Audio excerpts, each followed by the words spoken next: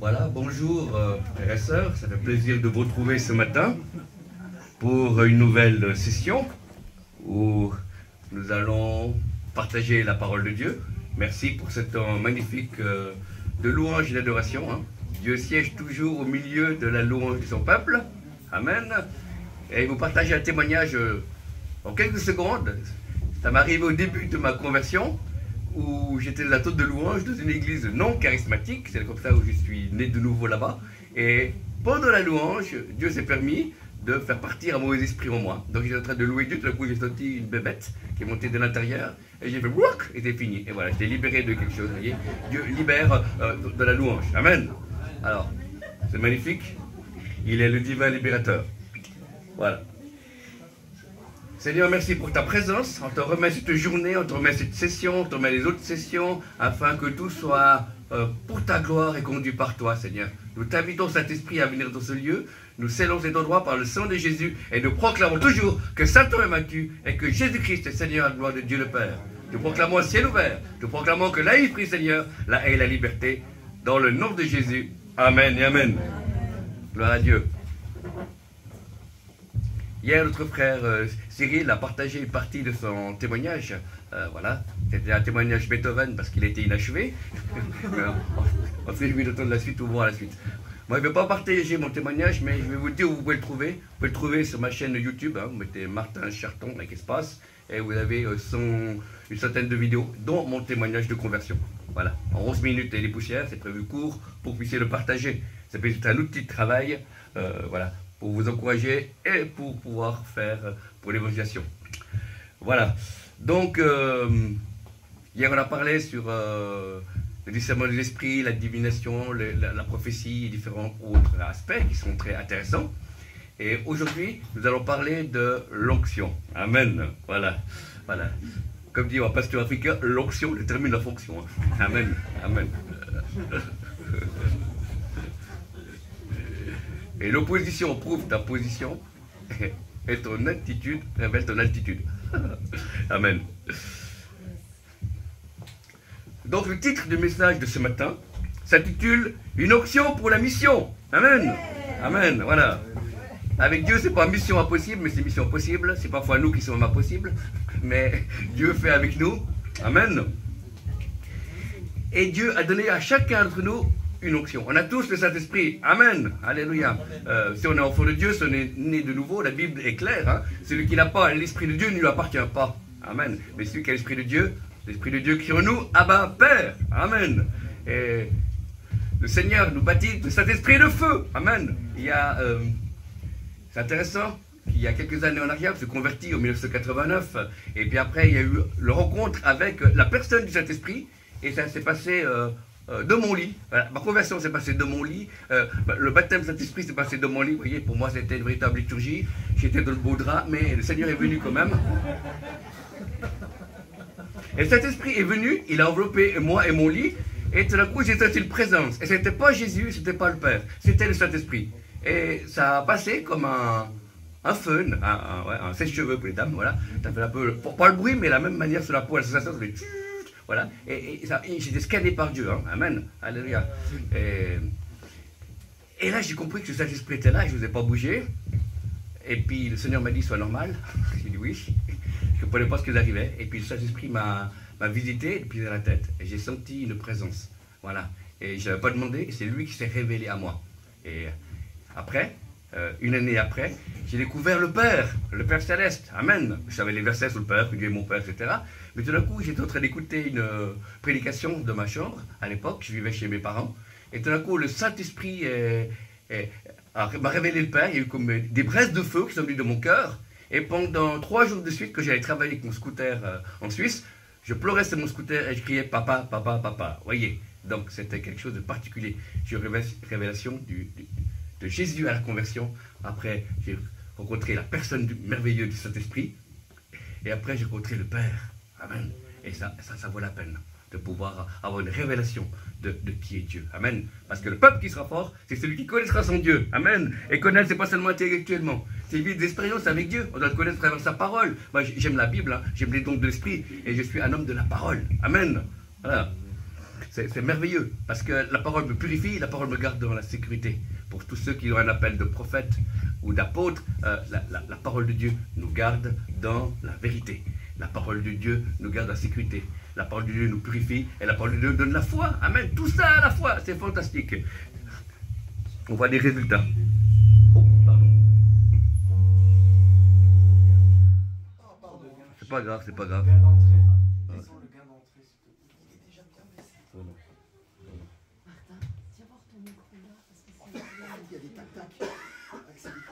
Tac-tac, pourquoi? Il y a trop de courant, c'est le câble. D'accord, alors. Comme ça? Ah, ok, on va essayer mieux. Excusez-moi, problème technique. Alors, on va reprendre, on s'est arrêté. Voilà. Voilà. Donc, je vous disais que... Un peu fort, un peu fort. Tu peux baisser directement, sinon sur la sono. Voilà. Il a perdu le gain, j'espère qu'il va le retrouver. Hein. Il a gain de cause. Eh oui. Voilà.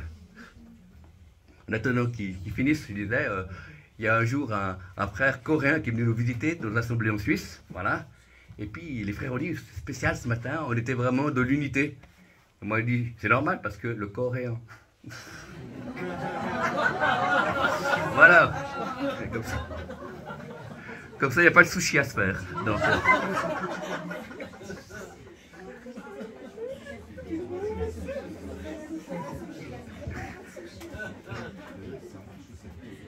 Amen. Alors, on va prendre le livre des actes, les actes du Saint-Esprit, les actes des apôtres, acte 1, verset 8. Mais vous recevrez un petit peu de puissance light. Le Saint-Esprit survenant sur vous et vous serez mes témoins de loin. Non, pas du tout. Mais vous recevrez une puissance, le Saint-Esprit survenant sur vous et vous serez mes témoins à Jérusalem, dans toute la Judée, de la Samarie et jusqu'en France. Amen. Alléluia. Et l'extrémité de la terre. Amen. Voilà, le Saint-Esprit est une puissance. Amen. Et il faut recevoir cette puissance. Il faut la découvrir. Dieu est tout puissant. Amen. Mais on doit lui laisser la place. Amen. Soit c'est Dieu qui agit, ou soit c'est toi qui agis. Choisis ton camp, camarade.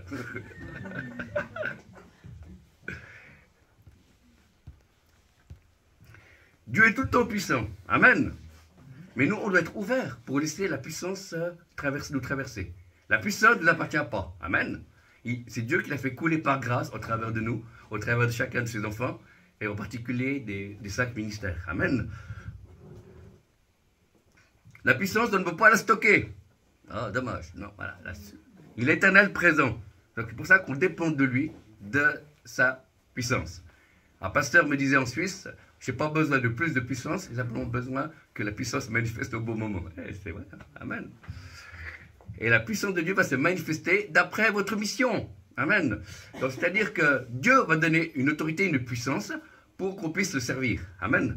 Voilà. C'est pas pour te faire plaisir, pour que tu sois bien. Non. La puissance de Dieu est là pour détruire les œuvres du malin. Amen. Amen. La puissance de Dieu est là pour avoir du punch dans la prière. Voilà. Pour pouvoir demander des choses pour à Dieu, pouvoir proclamer des choses. Parce que la parole est créatrice. Amen. Si je vous dis maintenant, soyez guéris au nom de Jésus, il n'y a personne qui va être guéri. Mais si c'est l'onction de Dieu qui est là, si je dis soyez guéris au nom de Jésus, ce n'est pas la phrase qui est importante, c'est l'onction, c'est la présence de Dieu. Amen. Et ce matin, dans la louange, j'ai une vision, je vous promets, je n'ai rien fumé. J'ai une vision, j'ai vu un brasier qui était derrière, un feu, dans une cheminée qui était à l'arrière. Et puis il y avait des braises qui passaient par-dessus le petit mur, la grille de la cheminée, et qui tombaient dans la pièce. Et il y avait c'était pas du parquet, c'était une dalle. Voilà.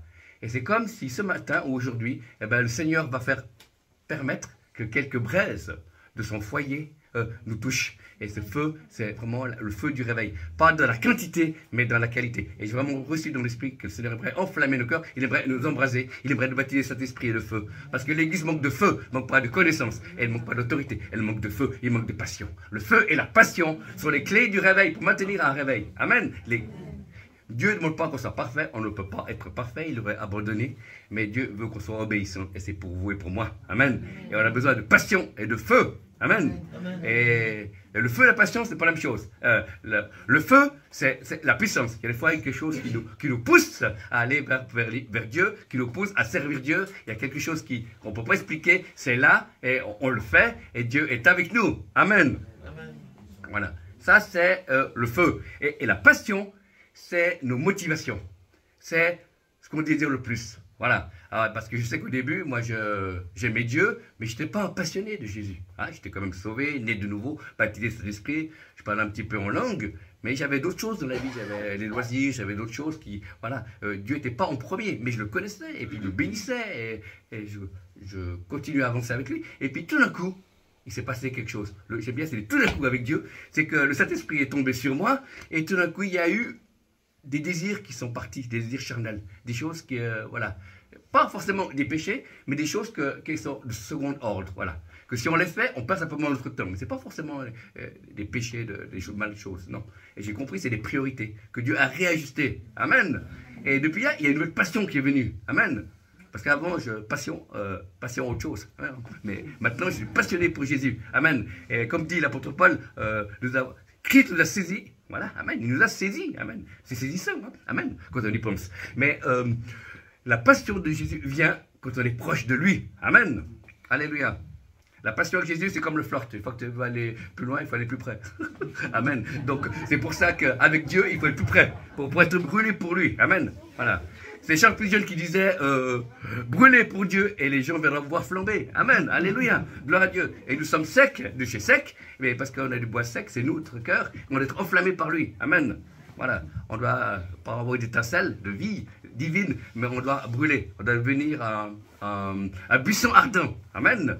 Voilà. Qui brûle et qui ne se consume pas. Amen. Et combien de fois j'ai perdu mon feu dans mes années de vie chrétienne, mais je l'ai retrouvé. Et c'est ça la bonne nouvelle. C'est qu'on peut perdre le feu, mais par la repentance, on peut le retrouver. Voilà. Parce que Dieu connaît. Les dons et appels de Dieu sont irrévocables. Dieu connaît nos luttes, nos difficultés, alors qu'on a besoin de délivrance, de sanctification. Mais on est en marche. Et Dieu se tient avec ceux qui sont en marche. Parce que si on avance, Dieu peut dire stop, va à droite, va à gauche, ou recule. Mais si on ne bouge pas, il peut ni nous encourager, ni nous donner des instructions. Amen. Et beaucoup de chrétiens restent bloqués à la case 1 parce qu'ils ne veulent tellement pas se tromper, ils ne font rien. Entre les grandes choses qu'ils ne peuvent pas faire et les petites choses qu'ils ne veulent pas faire, ils ne font rien du tout. Amen. Donc, moi je me suis mis en marche. Voilà. J'ai un peu marché sous les pieds des gens, j'ai un peu fait des là. Mais moi, on me suis mis en marche. Et Dieu a pu me relever. Hein.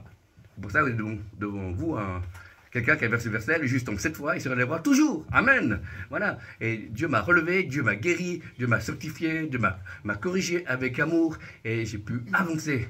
Et j'ai pu découvrir que j'ai parcouru un chemin. Et que j'ai avancé depuis des années avec Dieu. Voilà. Mais ce qui est le plus fort, c'est de pouvoir, pas le plus important, c'est pas ce qu'on peut faire ou ce que Dieu peut faire au travers de nous. Le plus important, c'est de connaître lui. Et je crois que l'apôtre Paul avait découvert une clé à la fin de sa vie. Il avait implanté des églises, vécu des miracles. Et il a dit, je cours dans le désir de pouvoir le connaître lui. Amen. Connaître Jésus. Amen. C'est fantastique. On n'a jamais fini de le connaître. Amen. C'est fantastique. C'est merveilleux. Avec les années, on découvre que Dieu est plus proche. Et il nous attendait. Et il y a des raisonnements qui tombent. Il y a des choses qui passent en sa présence. Et il y a un feu qui est maintenu dans ma vie parce qu'il y a ce contact avec Dieu. Et j'ai décidé de travailler à mi-temps, voilà, pour pouvoir passer plus de temps avec Dieu, et aussi avec ma famille. Amen. Et c'est un choix qu'on a fait. Et depuis, je suis heureux de pouvoir passer plus de temps avec Dieu. Et c'est fantastique de pouvoir le connaître. Et c'est le meilleur moment de la journée, quand je rentre du travail. Je n'ai qu'un désir, pas regarder la télé, pas courir non, mais pas aller au bistrot du coin, mais aller dans le lieu secret où je rencontre Dieu. Amen. Vous savez, il peut aussi venir chez vous, il n'y a pas de problème. Amen. Mais c'est bien. Et puis après, qu'est-ce que j'ai fait? J'ai commencé à creuser, pas ma tombe, mais à creuser dans la prière, l'intimité avec Dieu. Et j'ai découvert que c'était comme un nid d'aigle, mon lieu de temps de prière. C'est là où je mettais encore quelques brindilles, je prépare à vivre des choses avec Dieu, jusqu'à qu'il me parle, jusqu'à qu'il me visite. Et petit à petit, il y a quelque chose qui se passe qui est plus important que les mots. Il y a comme un peu de sa nature qui me touche. Et c'est ça. Et les gens disent, ouais, mais Martin, tu peux presser 2 heures, 3 heures dans la prière ou plus. C'est ridicule, tu n'as pas besoin, tu mets sous la loi. Mais non, c'est pas dans le sens de demander des choses à Dieu. C'est comme je suis au contact avec lui, il y a comme une ADN à lui qui revient en moi. Et ADN, c'est sa nature. C'est ça, il y a une sensibilité nouvelle qui vient à l'esprit. C'est quelque chose qui, c'est pas une question de mots, c'est pas une question de demande, c'est une question de contact. Amen. Illustration avec du chose naturelle. Si vous allez au soleil du midi, c'est l'été, ben vous allez bronzer si vous restez un certain laps de temps. Ben, c'est la même chose. Avec Dieu, on bronze. Il est le soleil de justice. On bronze à l'intérieur. Amen. Pour rayonner à l'extérieur. Alléluia. Et j'ai découvert que il y a quelque chose c'est son ADN qui vient en moi, et il y a quelque chose qui m'attire vers les choses du ciel. Amen. Avant, je veux dire, non, je ne dois pas faire ci, je ne dois pas faire ça, il y a comme des luttes charnelles. Mais depuis que c'est cet ADN, un peu plus, c'est plus facile de dire non au péché. C'est plus facile de dire non à des choses qui ne sont pas conformes à la parole de Dieu. Voilà, tout à coup, les warnings qui s'allument en nous, danger, danger, je sais que ce n'est pas Dieu, voilà. Et au lieu de partir dans ce côté dangereux, eh ben, tu vas vers Dieu. Et c'est bon. Amen. C'est fantastique. Et j'ai découvert ce temps avec Dieu. Il y a aussi des fois, Dieu ne me prend pas toujours. Pourquoi que chaque fois que je rentre dans mon culte personnel, il y a les trompettes des anges. Oracle de l'Éternel, Dieu d'Abraham, d'Isaac et de Jacob, je t'annonce ce qui va se passer. Non, pas du tout. Des fois, je ne sais rien du tout. Amen. Mais quand je ressors, il y a un dépôt de lui en moi. Amen. Et j'ai découvert qu'il y a des choses que je voyais le monde différemment. Je voyais les penser différemment. J'aime plus les autres qu'avant. Il y a des choses de Dieu qui m'attirent plus rapidement. Et aussi, on rend plus facilement de la louange et dans la prière. Amen. Et la clé que j'ai découvert pour qu'on puisse rentrer plus proche de Dieu, c'est qu'est-ce qu'on fait entre les réunions. Les réunions, les gens viennent, ils sont consacrés, mais qu'est-ce qui se passe entre les deux? Et j'ai découvert, plus que je faisais des choses qui étaient contraires à la parole de Dieu, plus que je venais de les réunions, je mettais un certain temps pour pouvoir que Dieu me touche, ou moi toucher Dieu. Mais depuis qu'il y a cet ADN, et puis qu'ils ont levé des choses, voilà, comme je me ça présente, aussitôt connecté, Wi-Fi, spirituel, tout, voilà, on est connecté, amen. Il n'y a pas d'antivirus, hein. Il y a un antivirus, mais il n'y a pas de bug, amen. Voilà, donc c'est pour ça que le but, avant tout, c'est de rester branché. Et quand il y a des difficultés ou de la souffrance, eh ben, on reste branché et on peut traverser. Job. C'est intéressant qu'avant, dans Job 1, il est dit que quand il croyait que ses fils ou ses filles, que faisaient des repas, avaient péché, il offrait déjà un sacrifice en avance. Voilà. Il avait soigné sa relation avec Dieu avant. Et quand la souffrance est venue, qu'il ne comprenait pas, la seule chose qui a gardé Job, de ne pas pécher contre Dieu, de ne pas abandonner, c'est sa relation avec Dieu. Et nous, on attend d'être dans les difficultés pour pouvoir nous rapprocher de Dieu parfois. Dans le passé, j'étais comme ça. On attend que les difficultés viennent pour pouvoir commencer à développer une relation avec Dieu. Et après, on est découragé, on lâche parce que la relation n'est pas assez forte. Mais tandis que si on prenait du temps maintenant, où on est mieux, eh ben, on se rapproche de Dieu. Et puis le jour où il y a des difficultés, eh ben, il y a déjà une relation qui est lancée. Amen. Voilà. Donc c'est quelque chose qui nous aide à garder l'onction. Amen. Voilà.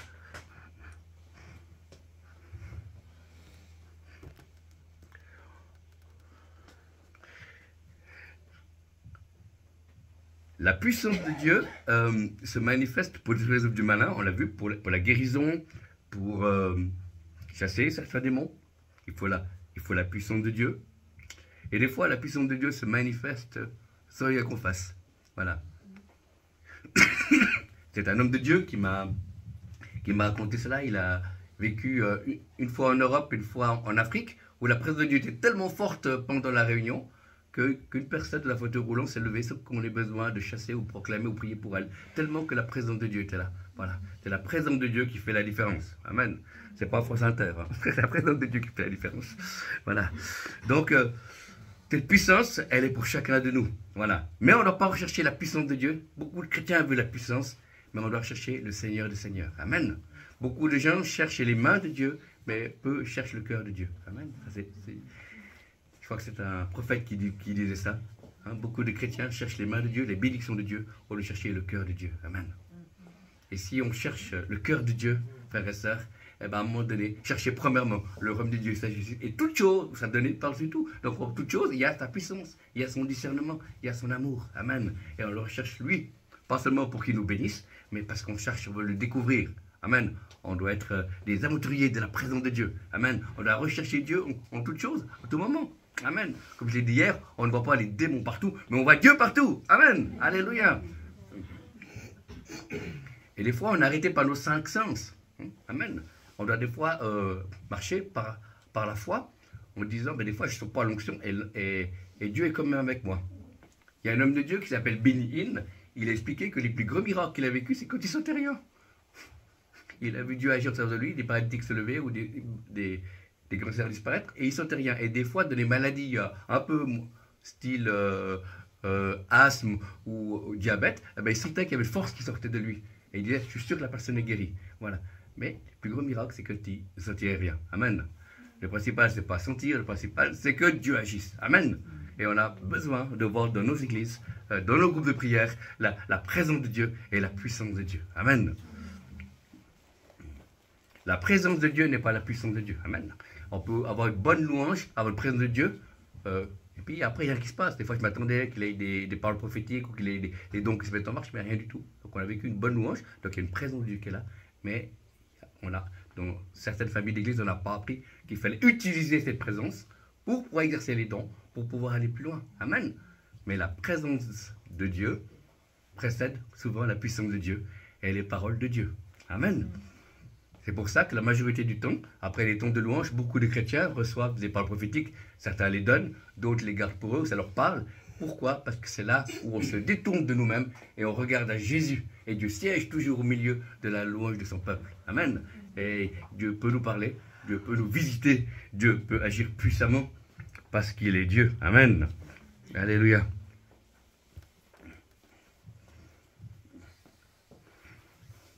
Alors des fois, dans les temps de louange, des fois, je vois des anges.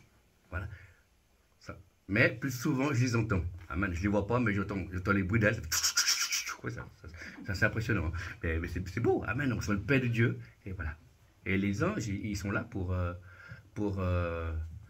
être à notre service, pour agir, pour nous aider. J'étais avec un homme de Dieu dans le passé. J'avais fait une réunion avec lui, avec David Herzog. Il me disait, David, toi, tu es de la vieille génération.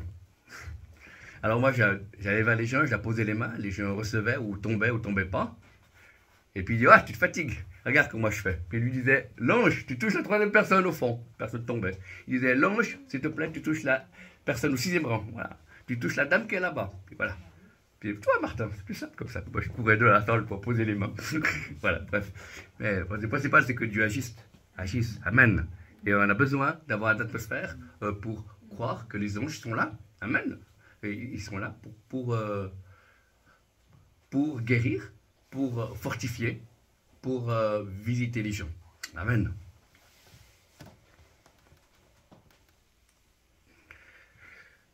Donc, l'onction, il y a des onctions communautaires, il y a des onctions personnelles et il y a des onctions ministérielles. Amen. Les onctions personnelles, on a tous une onction. Amen. Alléluia. C'est prévu. Dès qu'on est né de nouveau, vous recevez une onction.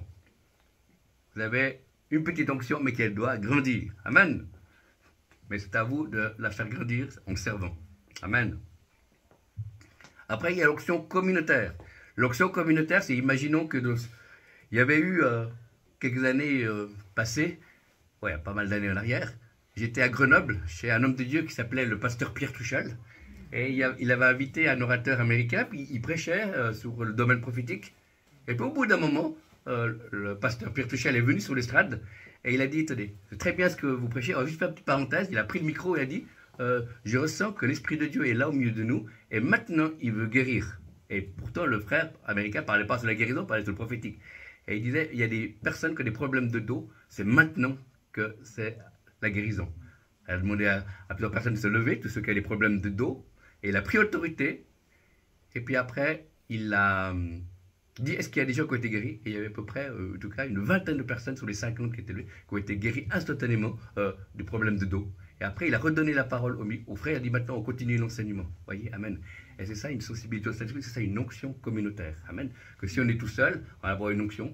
C'est une onction qui vient où Dieu agit, parce que c'est le moment de Dieu, c'est le go de Dieu, c'est le maintenant de Dieu, et il agit maintenant. Il peut avoir une onction de guérison, comme c'est le cas de cet exemple. Il peut avoir une onction de délivrance, où tout d'un coup on dit ça, que des démons, ça part, voilà. Amen.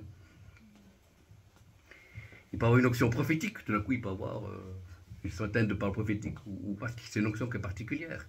Sans cette onction-là, on peut prophétiser jusqu'à un certain degré au nombre de personnes, comme la foi nous permettra, mais quand il y a une onction, c'est accéléré. Il y a une amplification. Et c'est quelque chose qui est communautaire.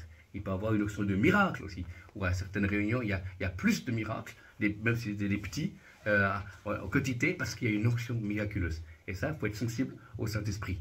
Parce que si on va après, il n'y a rien qui se passe. Et j'ai fait l'expérience d'une communauté où j'avais vu dans l'esprit vraiment une onction de guérison qui était là. Et j'ai dit au frère qui préside, il y a une onction de guérison, c'est maintenant qu'on devrait prier pour les gens. Voilà. Et puis il n'a pas réagi. Après j'étais une deuxième fois vers lui, j'ai dit, il y a une onction de guérison. Et il n'a pas fait. Bon. Et puis à la fin du culte, après les annonces, que tout était fini, il a dit, on va prier pour les malades. Mais il a prié pour les malades à ce moment-là, mais il n'y avait personne qui était guéri. Parce que dans le cœur de Dieu, c'était avant le go. Amen. Voilà, on apprend par aller voir des autres, et on apprend aussi par ce qui marche aussi. Amen. Je ne suis pas là pour juger, mais je dis, mais j'avais vu juste. Voilà, amen. Il y a un temps pour tout. Amen. Dieu fait toutes choses bonnes en son temps. Donc, la puissance de Dieu est à portée de chacun. Mais la puissance de Dieu aussi marche aussi dans la sanctification. Amen. Voilà. Il y a aussi, c'est intéressant justement, le pasteur Frenchel expliquait de prédication, que lui, il a vu son autorité face au monde démoniaque qui faisait la délivrance, à mesure qu'il se sanctifiait. Il avait atteint un degré de sanctification de haut niveau, et c'était plus facile pour les démons de chasser des démons qu'avant, il prenait peut-être plus longtemps. Voilà, amen. Et quand il est arrivé. Et c'est intéressant de voir qu'il y a quelque chose de la sanctification, il y a quelque chose qui maintient une onction plus grande, il y a quelque chose qui permet qu'on ait un ciel ouvert, une faveur de Dieu. Et voilà pourquoi le diable veut nous faire pécher, pourquoi le diable veut faire tomber, pour qu'on n'ait plus d'onction. Amen. Garde ton cœur plus que tout, car de lui vient les sources de la vie. Alors, une onction, elle peut se perdre. Amen. Mais la bonne nouvelle, c'est qu'on peut la retrouver. Amen. Par la repentance. Amen. Et c'est bon, sinon on serait perdu, quoi. Voilà. Elle peut se perdre. Pourquoi? Par un manque de prière, par un relâchement de la sanctification, par un manque de lecture de la parole de Dieu. C'est moi, je dis, j'ai une onction, j'ai guéri un malade, et puis d'un coup, pendant 3 mois, je ne lis plus la Bible. L'onction va diminuer. Amen. Pourquoi on a besoin de garder cette onction? On doit faire des choses parce que, pas que Dieu n'est pas capable de garder une onction, mais on doit collaborer. Amen. On doit collaborer avec Dieu. Et le fait de lire la Bible, de sanctifier, c'est comme si tu disais à Dieu, je veux ça. Et parce que tu veux ça, Dieu voit ton cœur, et qu'il soit fait selon ta foi. Amen. Voilà. Comme ma femme, elle a prié pour avoir un mari sérieux. C'est fait selon sa foi, c'est moi qui suis arrivé. Voilà. Ça, c'est parenthèse. Voilà. Donc une onction peut se perdre, mais elle peut se retrouver. Amen. Oui. Amen. Voilà. C'est un cri après 22 ans de mariage. Résume en 2 mots, au secours. Voilà. Et des fois, l'ennemi nous fait croire qu'on a perdu l'onction pour toujours. Voilà, tu n'as pas fait cela, ou tu as péché, ou tu as fait comme ça. Voilà. Mais en réalité, par la repentance, tout revient. Toutes les promesses de Dieu reviennent par la repentance. Toute l'onction qu'on a besoin reviennent. Amen. Il y avait un homme de Dieu américain qui était serviteur de Dieu et qui a détourné de l'argent, donc il a fini en prison. Voilà. Et pendant ce temps de prison, il s'est repenti. Le fait d'être un mauvais témoignage, d'avoir fait là. Et il a dû quand même rester 2 ans en prison pour détournement d'argent. Mais ce qu'il a fait en prison, c'est qu'il a fait un commentaire sur plusieurs livres du Nouveau Testament qui ont été une référence dans les milieux anglais. Moi, je ne parle pas anglais, mais on m'a raconté que depuis cet homme a écrit, je crois, 1 ou 2 volumes seulement. Mais c'est un commentaire de 2 livres du Nouveau Testament qui était actuellement une référence. Vous voyez, donc Dieu a permis, voilà, il a retrouvé cette onction, même plus forte. Et puis après, il a recommencé à rentrer dans le ministère. Mais il y a eu, voilà, cette chute. Et Dieu a utilise ça pour sa gloire. Puis cet homme a écrit 2 commentaires qu'on bénit le monde anglophone. Alléluia. Amen. C'est pas une raison pour tomber, hein, mais voilà, on va de l'avant. Et puis l'onction vient aussi précédée par la souffrance. Amen. Voilà. On n'aime pas ça de ce monde où on veut que soit heureux ou qu'on dit, voilà. Non. Il y a un mystère, voilà. Mais il y a également une loi spirituelle. Quand il y a de la souffrance, on lâche le contrôle. Quand il y a de la souffrance, il y a 2 solutions qui se passent. Soit on court loin de Dieu, ou soit on court vers Dieu. Et là, avec les années, j'ai appris que il y avait de la souffrance de ma vie, de courir vers Dieu au lieu d'aller loin de Dieu. Amen. Voilà. Et dans la souffrance, on est vrai. Dans la souffrance, Dieu nous trouve notre cœur. Il y a tout ce qui sort de la souffrance, les choses bonnes et les choses mauvaises. Amen. Et là, Dieu nous voit, il nous purifie, on se repent, on change de mentalité et Dieu donne plus d'onction. Amen. Voilà. Donc, vous n'avez pas prié. Voilà. Il y a les difficultés qui arrivent. Voilà, pas besoin de prier pour que les difficultés arrivent. Sauf l'évangéliste Smith Whittleford, voilà, qui avait un jeune de 18 ans qui le regardait prêcher. Il y avait des miracles, des guérisons, tout ça. Et puis il dit, wow, génial. Évangéliste Smith, voulez-vous prier pour moi pour que je puisse avoir la même onction que vous? Puis Smith, il vient, puis il dit, tu veux la même onction que moi? D'accord. Alors il leur pose les mains, puis il dit, que les pires calamités arrivent sur toi, que tous les problèmes surgissent, etc. Mais non, je veux l'onction. Mais je fais ça, je prie pour que tu aies l'onction. Amen. Voilà. Puis il dit, arrête. Voilà, vous voyez. Donc, finalement, c'est dans les difficultés que l'onction vient. Il y a quelque chose qui se passe. C'est quelque chose qui est surnaturel. Et puis quand la gloire de Dieu vient, quand la puissance de Dieu vient, eh ben, on donne toute la gloire à Dieu. On ne peut rien du tout. Amen. Alléluia. Et il y a ce passage qu'on veut éviter, mais c'est un passage obligé. Tous les hommes de Dieu qui ont été utilisés par Dieu ont passé par la souffrance. Regardez Joseph. Voilà. Joseph, avant d'être le second en Égypte, voilà. C'était le premier de la citerne. Voilà. Une citerne, pas si terne que ça, parce qu'après il était vendu par les Égyptiens. Hein. Voilà. D'accord. Voilà. Priez Jérémie. Alors là, je préfère être à notre époque, à l'époque de Jérémie, hein, parce que comme on traitait les prophètes à l'époque, c'était pas un ministère qui était tellement oublié. Hein. Amen. Voilà. Regardez Isaïe. Hein. Je préfère être prophète maintenant qu'à son époque. Il a prophétisé tout nu. Hein.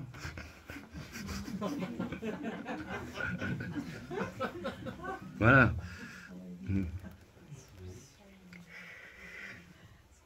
Vous recevrez une puissance. Amen. Et la puissance vient aussi par la compassion. Amen. La puissance de Dieu ne se manifeste pas à certains endroits. On dit pourquoi? Pour qu'il y ait des besoins. Il y a des gens qui ont des cancers, des gens qui... Voilà. Il faut la compassion. Et la compassion, c'est quelque chose de surnaturel. On ne peut pas créer. Nous, en tant qu'être humain, on peut avoir de la pitié. Mais la compassion, c'est quelque chose de surnaturel. Et j'ai vu que des hommes, des femmes, des enfants ou des aînés qui avaient la compassion pendant quelques minutes pouvaient prier pour des malades et il y avait des grands résultats. Amen. Il doit avoir la compassion, il doit avoir l'obéissance et l'action. Si on s'arrête à la compassion, il n'y a pas d'action. Si on s'arrête à l'obéissance, bon, on n'est pas sûr, mais qu'on est sûr que Dieu va agir, on se lève, et après on met en pratique, et la personne est guérie. Quel que soit le besoin de la personne, s'il y a la compassion. Amen. Il y a un homme de Dieu qui est décédé en Suisse, le pasteur Jules Chabot, il disait, si tu pries pour un malade, et malheureusement il n'est pas guéri, mais tu l'as aimé, c'est déjà une victoire. Amen. Amen. Beaucoup de personnes veulent prier pour les malades, voir des guérisons, mais ils n'aiment pas les gens. Amen. Voilà. C'est ce qui est arrivé à un évangéliste africain que j'ai rencontré. Il m'a dit, c'est intéressant, parce que ma première année de ministère, dans le ministère, il n'aimait pas les gens, et il y avait des conversions et des guérisons, mais il n'aimait pas les gens. Mais ça m'embête d'être là, il disait, il n'aime pas les gens. Puis après, Dieu a travaillé son cœur, il a passé dans un temps de repentance, puis après, maintenant, il aime les gens. C'est intéressant que Dieu l'a pris là où il était. Mais pour la première année de ministère, j'étais mort de rire quand il racontait ça. Il n'aimait pas les gens, il m'embêtait, il voulait tout le monde à la prière. Mais qu'est-ce qu'il fait, voilà. Puis on croit qu'il veut se convertir, moi j'aimerais pouvoir aller boire mon café, puis oui, mais voilà, il raisonnait comme ça, il n'aimait pas les gens, vous voyez.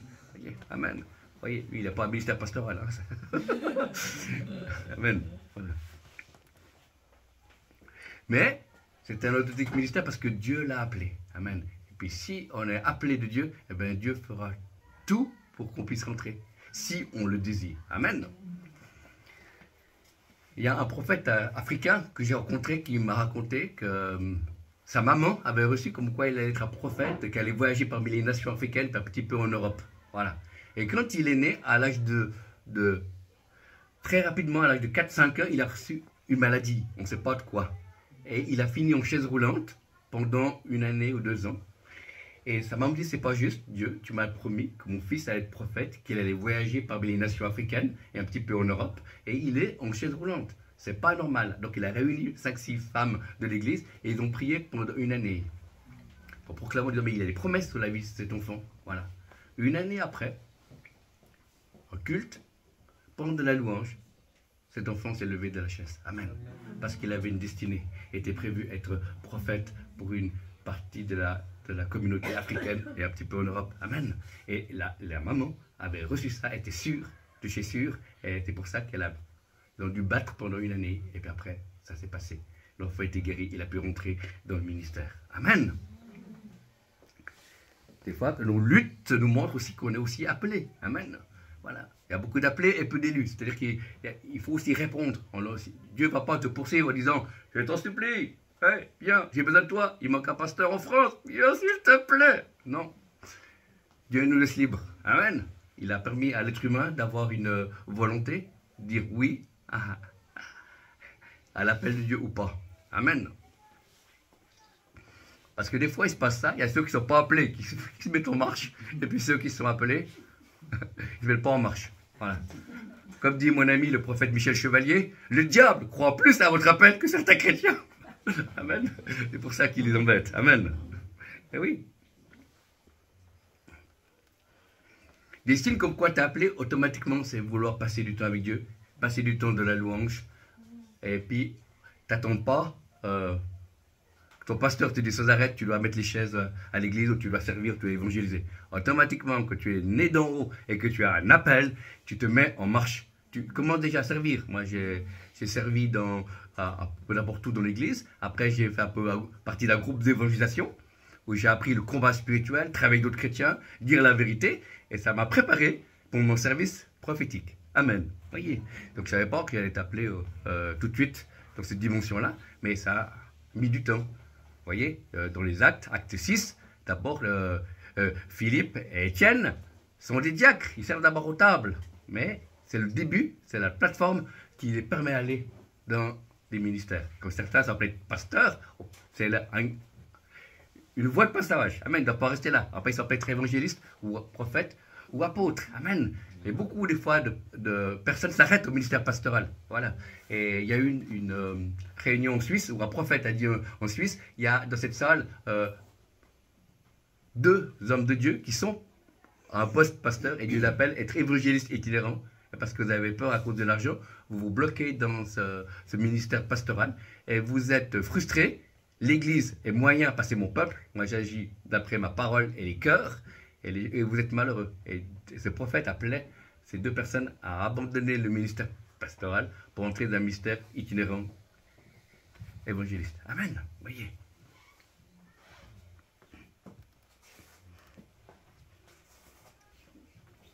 On a besoin pour entrer dans son appel, on a besoin déjà de ce que l'église locale ou le groupe de prière nous donne comme enseignement.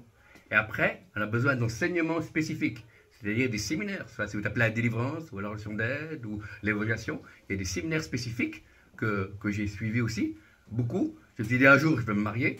En attendant d'être marié, je vais faire un maximum de séminaires. Voilà. Et c'est ce que j'ai fait. Et ça m'a formé.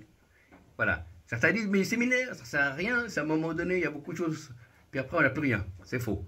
Le séminaire, tous les séminaires que j'ai faits m'ont apporté une chose. C'est pour ça que je suis là devant vous. M'ont apporté la foi. Amen. Et à certains endroits, certaines guérisons. Amen. Intérieures. Amen. Voilà. Donc ça sert quelque chose. Il y a des informations que j'ai notées et des choses que j'ai vécues plus tard. C'est un peu prophétique. Voilà. Et puis après, il y a la formation spécifique.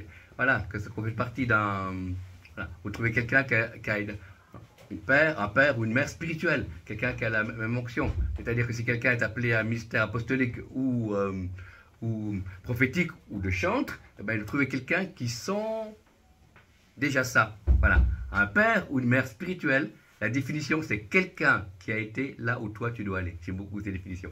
Un père ou une mère spirituelle, c'est quelqu'un qui a été là où toi tu dois aller. Amen. Et je plaide pour la francophonie, pour la France, la Suisse et la Belgique. On a beaucoup d'enseignants, mais on a très peu de pères et de mères spirituels. Et je prie qu'ils puissent se multiplier dans l'Église de France, en Belgique, en Suisse et donc partout de la francophonie. On a besoin. Voilà. Et c'est comme ça qu'on avance. Et Dieu m'a donné une vision, il y a quelques années en arrière, où j'ai vu 2 pas de la neige le long d'une montagne, et ça montait très haut. Et après, j'ai eu une deuxième vision où il y avait 4 pas. Et Dieu m'a montré que tous ceux qui avaient seulement 2 pas, c'était les pionniers, des hommes de Dieu des années passées, qui ont été seuls, mais qui ont avancé avec Dieu, qui ont donné leur vie, qui ont fait des brèches. Et ils ont été très hauts, voilà, mais pas au sommet, ils ont été très hauts. Et puis après, j'ai vu 4 pas, c'est tous ceux qui ont eu des pères et des mères spirituelles. Et ils suivaient les traces de leur père ou de leur mère spirituelle. Et ils allaient plus haut, parce qu'ils pouvaient tenir plus longtemps. Amen. Mais ce n'est pas un jugement pour la génération qui ont été eux-mêmes des pionniers, pas du tout. Mais je crois qu'il y a une manière de faire. Et on a vu Élie et Élisée. Amen.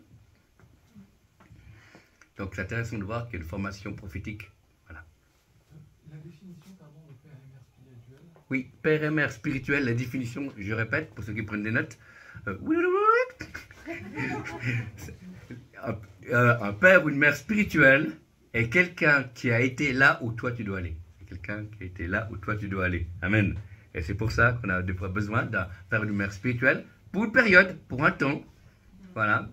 Certains disent je suis père et mère spirituelle pour un nouveau converti. Ça, c'est aussi une manière de faire. Mais la véritable, pour moi, c'est aller plus loin. C'est quelqu'un qui a un appel spécifique et on peut le suivre. Amen.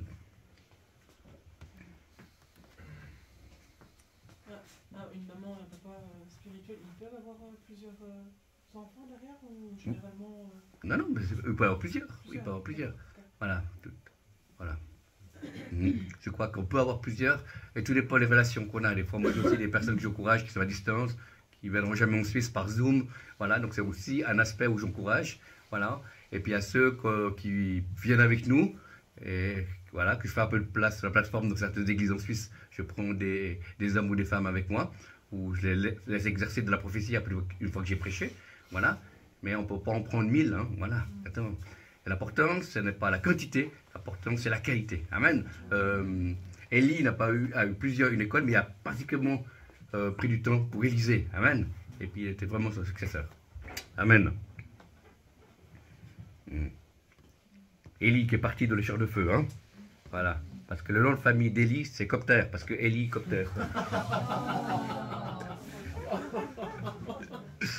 Donc, on a besoin d'un exemple. Parce qu'on a Jésus qui est le divin exemple, on a besoin d'un exemple humain. Pourquoi? Parce qu'on a besoin d'un humain qui est comme nous, qui se lève le matin, qui a besoin de se réveiller, qui peut être fatigué, qui peut être de mauvaise humeur, qui peut avoir oublié de faire son culte personnel, qui a encore aussi des choses à régler de sa famille ou de sa vie, qui n'est pas parfait, mais qui a un appel vrai. Amen, et authentique. Et c'est ça qu'il faut, c'est être vrai et authentique. Et ça se ressent dans ce que les gens parlent ou partagent. Amen. Des fois, c'est étonné et émerveillé de voir la maturité de certains chrétiens et chrétiennes dans des assemblées, quand ils donnent des conseils à des plus jeunes. Des fois, je suis émerveillé de voir qu'il y a beaucoup d'hommes et de femmes, aussi bien en France qu'en Suisse, qui sont capables d'apporter des solutions. Amen. Comme dit mon ami Michel Chevalier, l'important c'est d'être connu pour les problèmes qu'on a résolus, pas les problèmes qu'on a causés.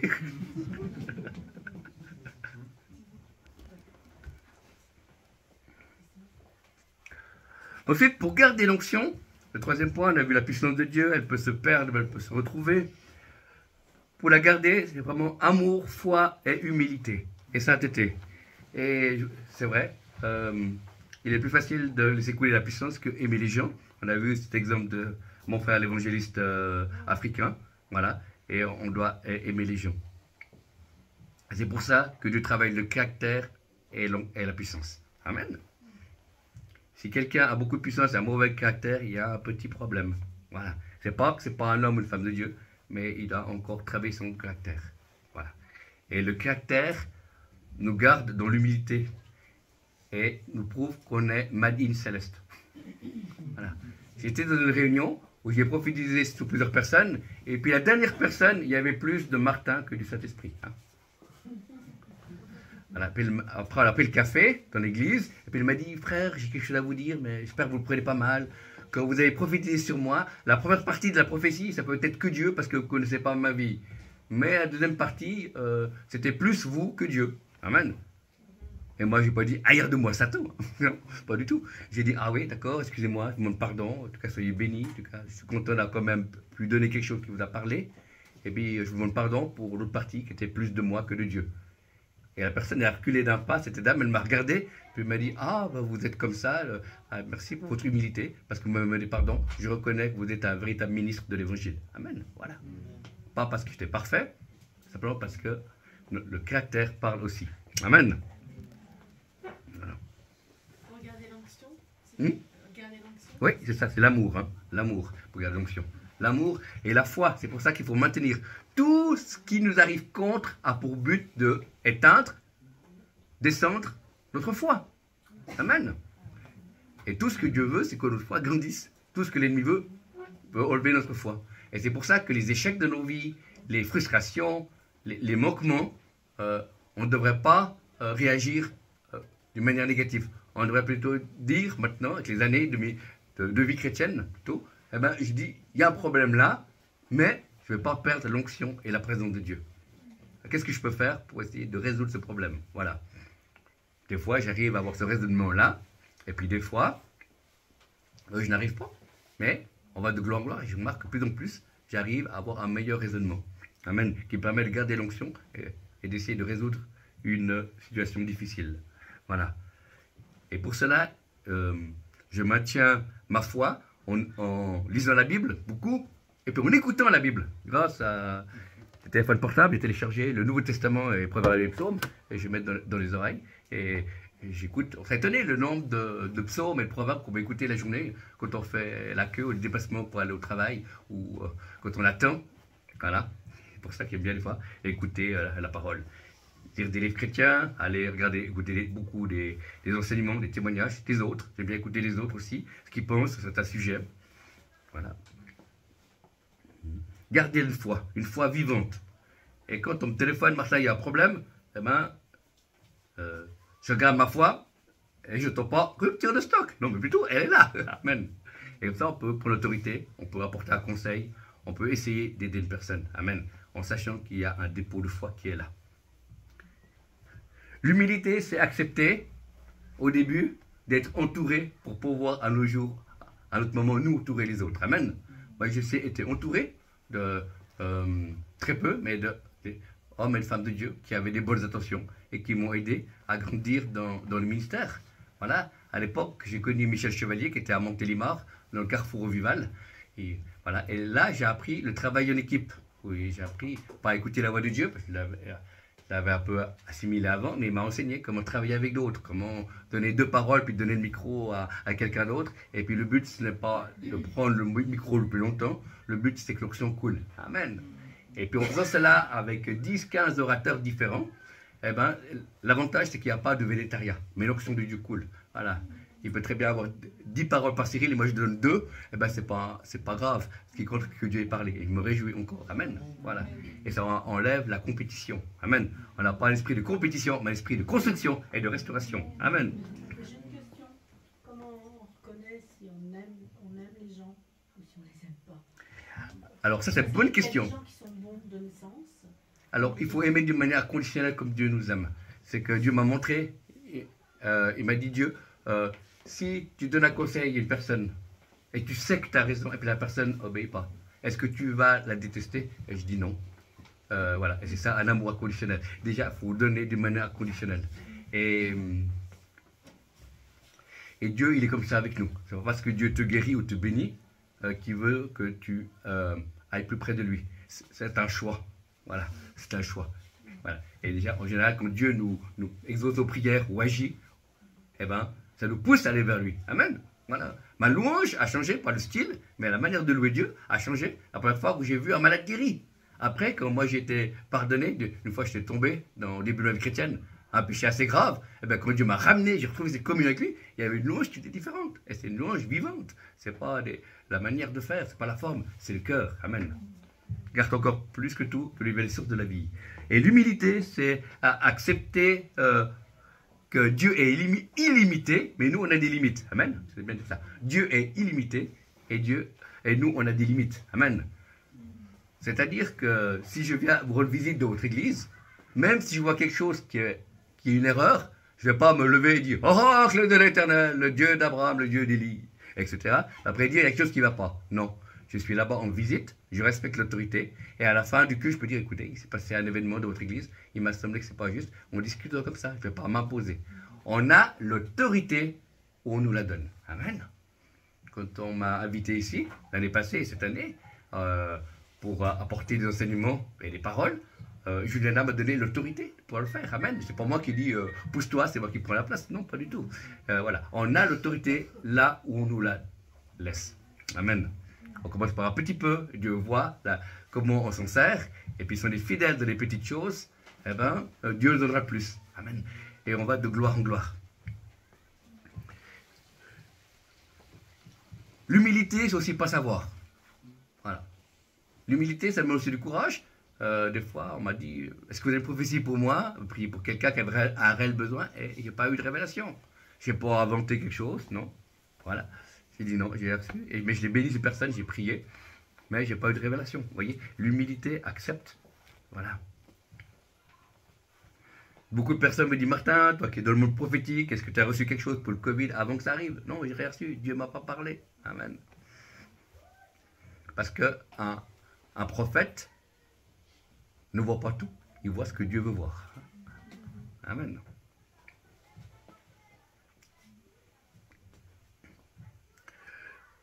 L'humilité nous montre notre position où on est aujourd'hui.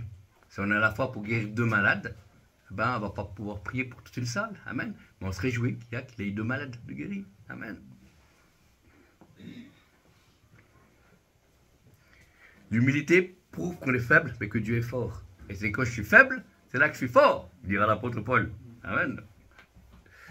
Donc pour garder l'onction, il y a l'amour, la foi, l'humilité et la sainteté, c'est-à-dire les choix que l'on fait. Voilà. Évidemment, il y a les péchés qu'on connaît, mais également, il y a des choses qui sont... Je ne dirais pas que c'est des péchés, mais c'est des choses qui ne vont pas à notre temps. Voilà. Donc, on a eu une fois, dans notre semaine, avec mon épouse et moi, on était invités plusieurs fois en visite avec des frères et sœurs qu'on aime. Mais à la fin de la semaine, c'est comme si Dieu me disait, c'est pas ce que je voulais. Pas parce que j'aime pas les gens, mais il y avait autre chose pour nous. Voilà. Et nous, on aime les gens. Hein. Voilà. Et puis on est heureux de pouvoir manger avec eux. Ça permet de vivre notre humanité.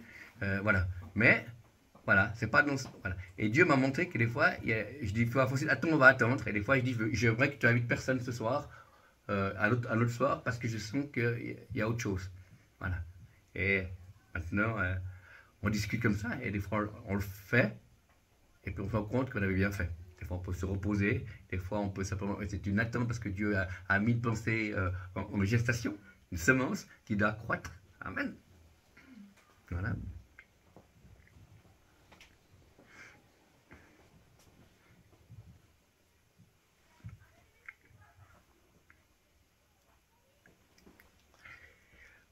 La sainteté me permet de garder la présence de Dieu. Plus je suis saint, plus la présence de Dieu demeure sur moi. Que tu ailles au travail, que tu ailles au McDonald's, que tu ailles à ton université, au bureau. Voilà, c'est ça. Et j'essaye de garder mon cœur pour garder cette présence de Dieu. Même si je passe par des difficultés. Pourquoi? Parce que j'ai cela que Dieu m'a donné, que je n'ai plus de difficultés, que je n'ai plus de problèmes. Que je suis béni in numéro 2, non pas du tout. Je suis béni tout court, pas in encore.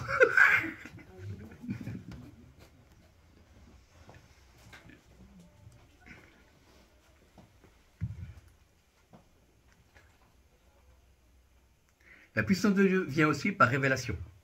Voilà.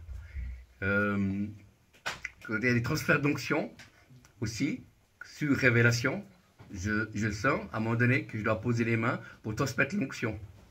C'est pas parce que, comme je l'ai dit hier, tu as une belle tête, une bonne tête, tu me plais, que je te transmets. Non, c'est parce que je sens dans l'esprit que Dieu veut communiquer les arts de l'esprit, quelque chose de plus pour une personne. Alors je l'appelle et des fois la personne tombe ou reste debout, mais je sens qu'il y a quelque chose qui a été communiqué. Amen.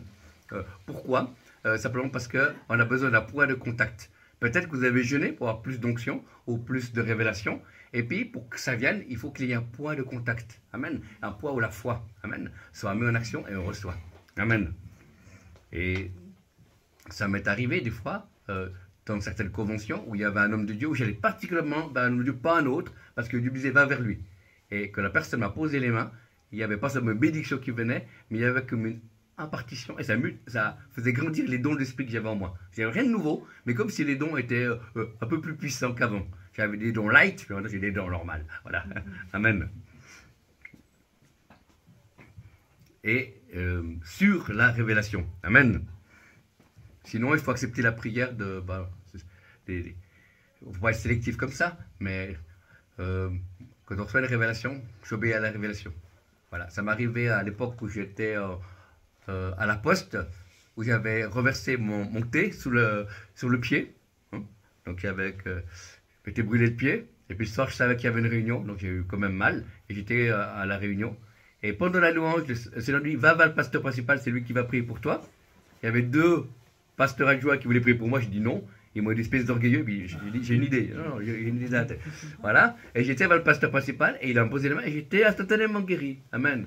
Et après, à la fin, je me suis excusé vers le pasteur stagiaire en disant, c'est pas le fait que j'ai quelque chose contre vous, mais j'ai reçu une révélation, et comme quoi c'était juste, on connaît un arbre des fruits, j'ai plus mal, je suis guéri. Vous voyez, j'avais reçu. Voilà. C'est pas que je voulais pas recevoir la prière. Voilà. Et des fois, Dieu se plaît dans les conventions de voir des serviteurs de Dieu très connus, avec beaucoup de monde qui prie, à avoir moins de résultats que des serviteurs de Dieu qui sont moins connus, mais qui ont une onction particulière. Voilà, c'est comme si Dieu disait, bah, attendez, je vais garder ma gloire pour moi. Et puis voilà. C'est intéressant.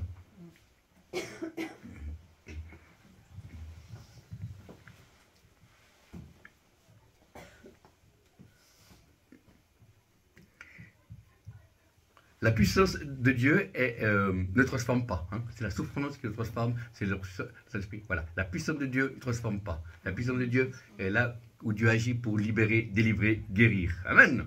Amen. C'est bon à savoir. Parce qu'il y a les fruits de l'esprit et les dons de l'esprit. Hein. Les fruits de l'esprit, c'est le caractère de Jésus. Amen. Et les dons de l'esprit, c'est la puissance de Dieu. Amen.